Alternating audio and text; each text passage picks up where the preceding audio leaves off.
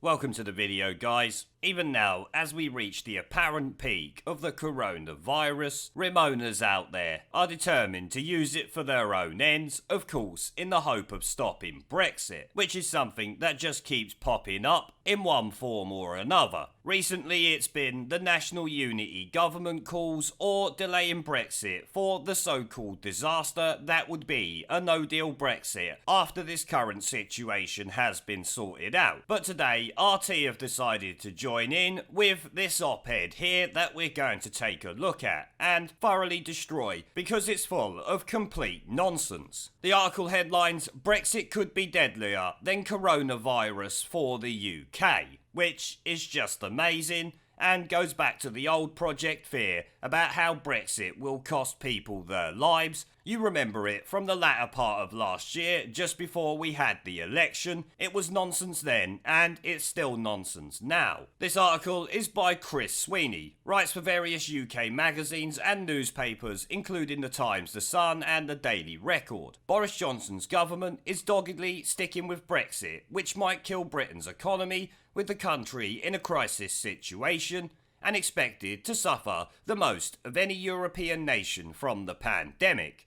The UK is on course to suffer 66,314 deaths from coronavirus, the greatest amount in Europe, far more than Italy at 23,000 and Spain at 19,000, according to the Institute for Health Metrics and Evaluation. Now, I'm pretty sure that the chief scientist, whatever his name is, I can't remember, said that we should be able to keep it below 20,000, so I really don't know where the 66,000 comes from. And how the hell could they be that accurate as to say we will have 66,314 deaths from this? How do you know that? It seems like you are predicting the future a bit there, and not just predicting it to the nearest 1,000 or 100, but to the exact number. Everyone else is talking about keeping it under 20,000 or whatever. They certainly ain't adding hundreds or tens, that is for sure. That is a sobering thought for anyone in the UK, or who has loved ones there. Yes, if it's correct, but I don't think it is. I would like to hope it's not. And I would also, like I said, like to know how they can be so dead accurate on what they predict it to be, when that is the first time I have seen that number, or any number that is trying to be that accurate. Obviously, we know Boris Johnson and Prince Charles caught it. Boris has been in hospital. We've dealt with that previously.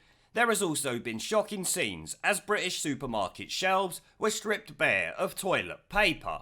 It took weeks for fresh stocks to appear. Where are you getting this from? It didn't take weeks for fresh stocks to appear. Fresh stocks were appearing every single day that the lunacy was going on, but there was too many lunatics being lunatics and panic buying toilet roll that obviously the shops couldn't keep up with demand at the time. Since then, I have had no issues getting toilet roll at all. Everywhere I have looked still has plenty in stock. So I don't know where you're getting that it took weeks for fresh stock to appear. That is complete nonsense. We'd all be wiping our asses with our hands, because I'm sorry, most people didn't have weeks of toilet paper stockpiled. That is just complete nonsense. And yet here we have some more. The fruit industry has also buckled as they don't have anything like enough employees to pick their produce. Most have gone back to their home countries due to the pandemic. There have been reports of a surge in new applications, but these people are only trying to get work after already losing their initial jobs.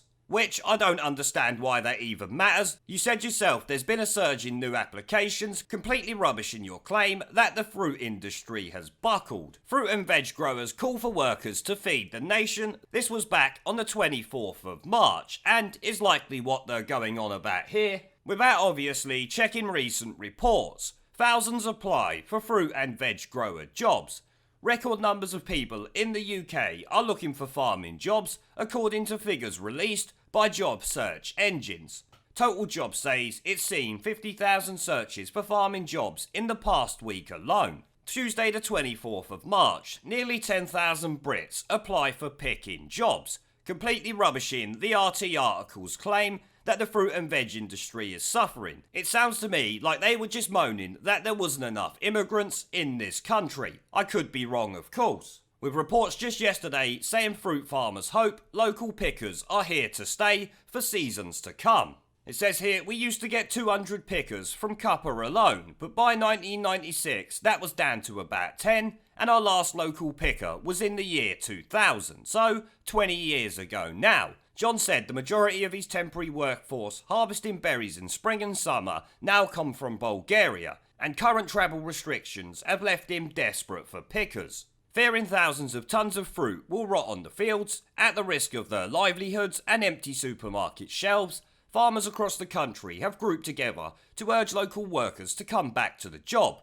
A central online hub to advertise vacancies at Angus growers has gathered an impressive response.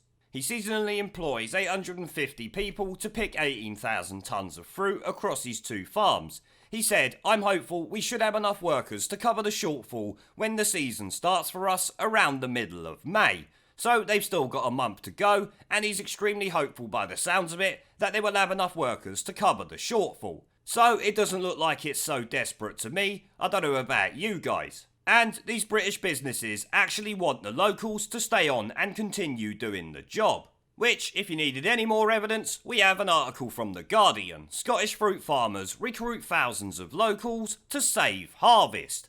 Oh, so what was that again, RT? The fruit and veg industry was in the shit, wasn't it? I think you're actually talking a lot of shit yourself, mate, to be honest. Either that, or he's just been reading too much of The Guardian, and this article here from the 28th of March that I actually covered in a video at the time. But back to RT, coronavirus also finished off airline Flybe, which operated around 40% of the UK's domestic flights, and department store Debenhams has also joined them, resulting in a loss of around 25,000 jobs. Let's be honest, both of these companies here were about to fail anyway. I know for a fact that Flybe itself had only had a bailout from the government just 2 months ago. Flybe airline collapses 2 months after government announces rescue. So it was a failing business anyway that was obviously not viable, and therefore cannot be blamed on the coronavirus situation. It was likely going to happen anyway. It goes on to say the Arcadia Group could be next, but I'm pretty sure some of their shops have already been closed down, and they're always in the shit if I remember correctly. And then we have yet more nonsense from this imbecile. Let's not even think about if Nissan decides not to reopen Europe's most productive car factory in the northeast of England, which has 6,000 workers. Well, I'd say that was already rubbished more than 2 months ago now. Nissan to leave Europe to support UK factory in Sunderland source claims. Well, that was obviously in February, and of course is just coming from a source. But here we have an article from the 6th of March, so a month after the other one and a month ago now. Nissan invests 400 million in UK car plant despite Brexit warning. Japanese group prepares to build Qashqai model at Sunderland site despite EU tariff threat. Nissan is investing 400 million in its Sunderland car plant in preparation to build future models at the site, despite the company's warning that tariffs after Brexit will endanger the facility's exports. I would suggest that there thoroughly rubbishes his claim about Nissan leaving or any fears of it. They've just dumped 400 million into the Sunderland plant that he's talking about, meaning he's talking complete bullshit. The civil service is hampered too, with all their offices shuttered, so the processing of visas and the EU settlement scheme has ground to a halt. I'm sure the government will allow leeway, and for anyone trying to come here, the whole country's locked down, no one should be obviously allowed in, otherwise we should be allowed out. But here he claims there's more, but that's enough to frame the situation right now in the UK. Desperation. No, that's the way I'd frame this article. Desperate to make out like Brexit is actually causing an issue, when, clearly by the sounds of the articles I've shown you countering what he's saying, he is talking, like I said, complete bullshit. And the rest of it, as you can imagine, is just more bullshit and his opinion, much like everything he said there, because it was easily debunked in the multiple articles I showed you during this video. At least we now know it's definitely not only the Labour Party that like to political point score off the coronavirus. It's even RT articles and obviously the BBC and every other mainstream media shitweasel there is out there. We had Annalisa Dodds complaining about a no-deal Brexit recently. This is obviously just a continuation of that. Now before I go, I've started doing live streams and uploading gaming content on my second channel. If you would like to come and join me for a live stream to chat in real time, have an interest in gaming related content on YouTube, or just want to follow me over there because you are a legend, the link will be down in the video description below and as a pinned comment. I hope to see you all there. Now as always, before I go, I want to thank our PayPal, Patreon, Subscribestar and YouTube members for supporting the channel, along with everyone who watches my videos. Remember to let me know what you guys think down in the comment section below. Leave a like, subscribe with the notification bell and share this video as it helps the channel a lot. And I will see you all in the next one. There is a pattern consistent throughout history of oppressed people turning on the oppressors. Slaves against their owners, the peasantry against the feudal barons, colonies, Mr. Verhofstadt, against their empires. And that is why Britain is leaving. And it doesn't matter which language you use, we are going and we are glad to be going. We're off.